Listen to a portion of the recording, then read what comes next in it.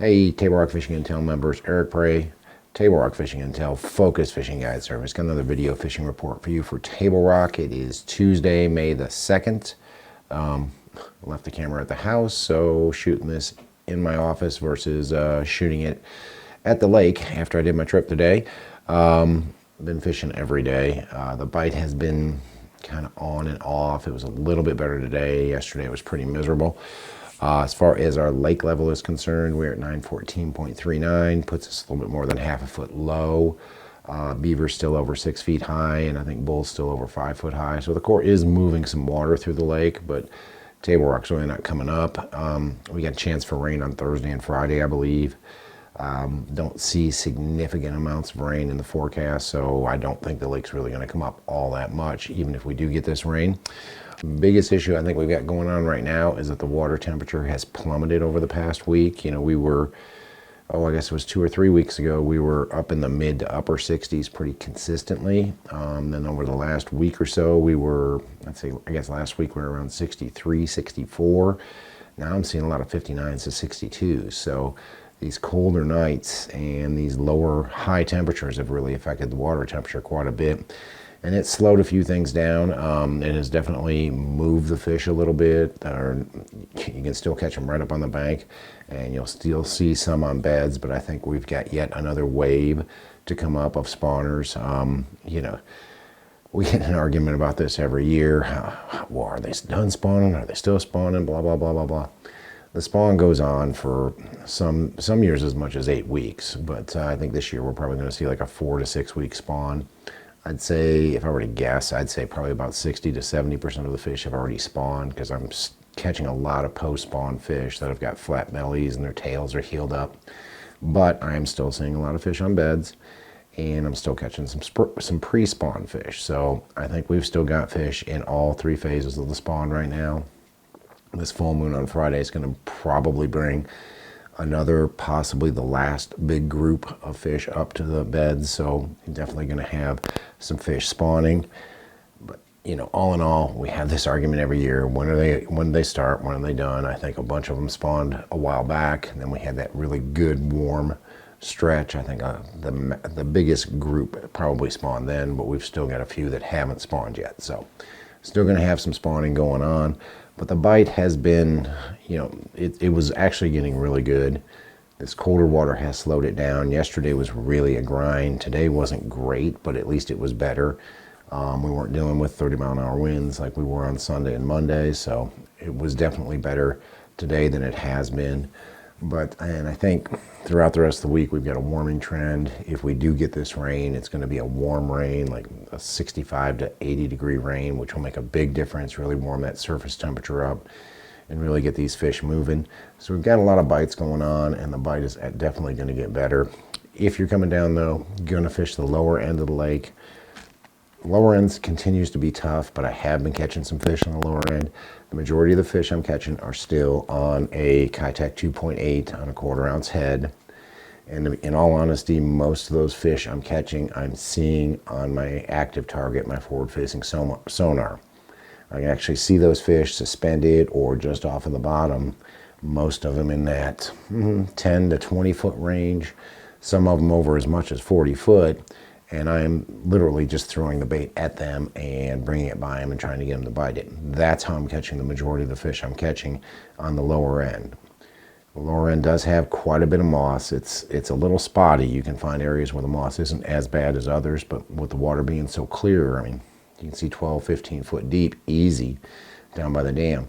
The moss has really grown up, so it's hard to drag anything. It's hard to drag a tube, a shaky head, or any of those other baits. Ned rig, any of that stuff that we normally throw this time of year, it's really kind of hard to throw that stuff right now. Other bite that's been working down there pretty good has been a fluke or a weightless Senko, and that's really targeting these fish that are shallower. Either they're cruising pre or post spawn, or they're actually on beds. Not really looking at the beds, but kind of throwing the fluke out there, throwing the weightless Senko out there and letting it slowly sink, and then just giving it twitches to keep it up off the bottom. That bite is a lot better when you've got just a little bit of wind, not the 30-mile-an-hour wind we had the last couple of days, but you get a little bit of wind. It does help to cut down that surface, cut down the light penetration on the surface, and that does help that bite out a little bit. Most of those fish have been on steeper banks, though. Most of them have been on kind of ledgy rock banks. The swim bait fish, it really doesn't seem to matter. I can catch them in gravel pockets, I'm catching them on rocky banks and that sort of thing. If you go up into Long Creek, up around the Arkansas border and above the Arkansas border, you will find some dirtier water up there, and you don't have near the moss. So where you can get away from the moss, we're catching them on a few different baits up there. Catch them on a jewel spider jig, catch them on a squirrel head, you can catch them on a Ned rig. And we actually caught a few on the chatterbait, the jackhammer last week, and I know guys caught them on a spinnerbait up there as well. But those fish had moved out a little bit deeper. Hopefully with this warmer weather and this warm rain, those fish will get back up a little bit closer to the bank, and we can catch them up there in less than 5 foot of water rather than having to work those the chatterbait and the spinnerbait out there in like 5 to about 10, 5 to 12 foot deep. I'm going to mid-lake, and the mid-lake is a little bit better, but there's still a lot of moss in mid-lake, so it's making any of the dragging baits, you know, your shaky heads, jigs, Ned rigs, tubes, that sort of thing, it's making it a lot harder to drag any baits there. It does seem to be breaking up a little bit. It's not nearly as bad as it was, say, a week ago or even 2 weeks ago, but as the water warms, that moss will probably start to pop up again, especially warmer water, clearer water. We're going to start to see that moss down there again. That being said, my best bites have been, again, with a Kitech 2.8. I'm really using the forward-facing sonar to find those fish, either in gravel pockets or on in steeper, rockier pockets. Really not seeing, and shoot on secondary points as well, just finding these fish around these spawning pockets, whether it be in the pocket or on the outside of the pocket or the point leading into the pocket. That's where I'm catching a lot of these fish. They're not super deep. Most of them in the Kimberling City area are in that 5 to about 20 foot range, and a lot of them are suspended. Seems like that bite is better early, especially if you've got a clear day like we had today and yesterday and Sunday. Cloudy days, that bite will stick around for a lot longer. If you can find areas without moss, of course, any of the dragon baits, pro spider jig, the squirrel head, tube, Ned rig, all those are working as well in and around those spawning pockets. Everybody keeps asking me about topwater. The topwater bite was getting good. This colder weather has really kind of nipped it in the bud.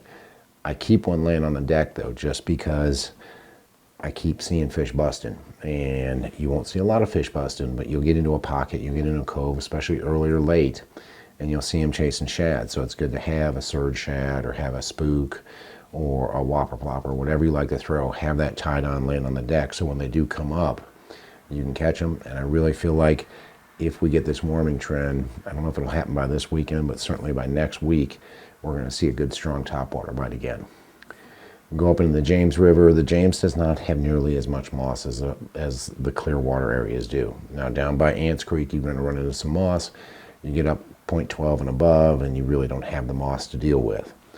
If you're going to fish down around Ants Creek, swim bait has still been really strong, 2.8 on a 1/4 ounce head. The topwater bite was really good around Ants Creek before this cooled off, but it's kind of slowed. But keep a topwater on your deck because you just never know. And then the spinnerbait and chatterbait bite has been strong when we've got the wind. If you've got wind, you can throw it around some of the laydowns, some of the standing timber, some of the logs, that sort of stuff there.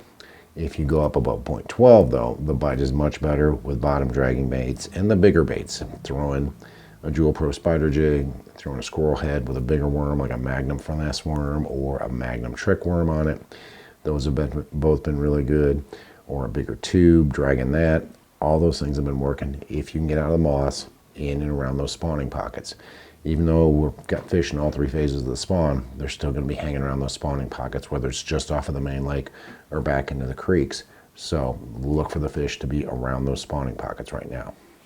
Go up in the White River, and I've spent a lot of time up the White River. A lot of time from Baxter to Shell Knob. I haven't been far up, much above the Kings River, but I've got a couple of trips later this week where I plan on going probably as far as Big M, maybe even as far as Eagle Rock, trying to find some different bites and see what the lake's like up there. Again, just like the rest of the lake, if you've got clear water, you're going to run into moss, so it does make it hard dragging. But the Kitech 2.8 has been working pretty much everywhere for those fish that are just off the bottom or suspended. The fluke, the weightless Senko, Those sort of things are working really well on those steeper rocky banks around spawning pockets, and in those spawning pockets and on those secondary points where those fish are spawning or cruising or moving off. Keep an eye on that, because that's definitely going to be working to get this warm weather again. Like I said before, the topwater bite's going to take off. Surge shad, spook, whopper, plopper, whatever you like to throw on top. You should be able to catch them hopefully by this weekend. If not by this weekend, next week we'll certainly start to see a good topwater bite kicking back off again. And then once you get above the moss, you know, really shell knobbish is kind of the cutting line, where I seem to get less and less moss. I'm not saying it's completely barren of moss, but there are banks and points and pockets in Big Creek that don't have any, but then there are points and pockets that do have some moss. So you just got to kind of pick and choose. But when you get, it seems like you get above the kings and you really get out of that moss, and you can start throwing a squirrel head, you can start throwing a spider jig, you can start throwing a Ned and throwing a tube around those spawning pockets, either back in the pockets or on those points, where you can catch these fish dragging the bottom like we normally do this time of year. Guys, we're finally into May. It doesn't feel like it. Last 2 days have been pretty cold and brutal. Today was a little bit better. I think we got up to like 65 today, which is good. The rest of the week looks like it's going to be warm, and looks like we're going to have a pretty good warming trend going into next week and following, and this warm rain. It just needs to warm back up to get the bite going as good as it was before, if not better. But, you know, best way to know what's going on, you guys are Table Rock Fishing Intel Pro members, but the best way to know what's going on, best way to stay on top of it, of course, keep that Table Rock Fishing Intel Pro membership going. Check the website. I think we had 3 reports yesterday, a couple reports there, had some tournament reports and stuff like that. Keep that membership going, because we're going to keep giving you guys all the information to help you catch more fish on Table Rock. But if you're coming down and want to hire a guide, give me a call. It's Focus Fishing Guide Service. You can reach me at 417-860-4743, or hit my website, focusfishing.com. You can either shoot me an email or book online, whatever works easier for you. Guys, again, thanks for checking out the video. Thanks for being Table Rock Fishing Intel Pro members. Thanks for watching. Can't wait to hear from you. We'll see you on the water.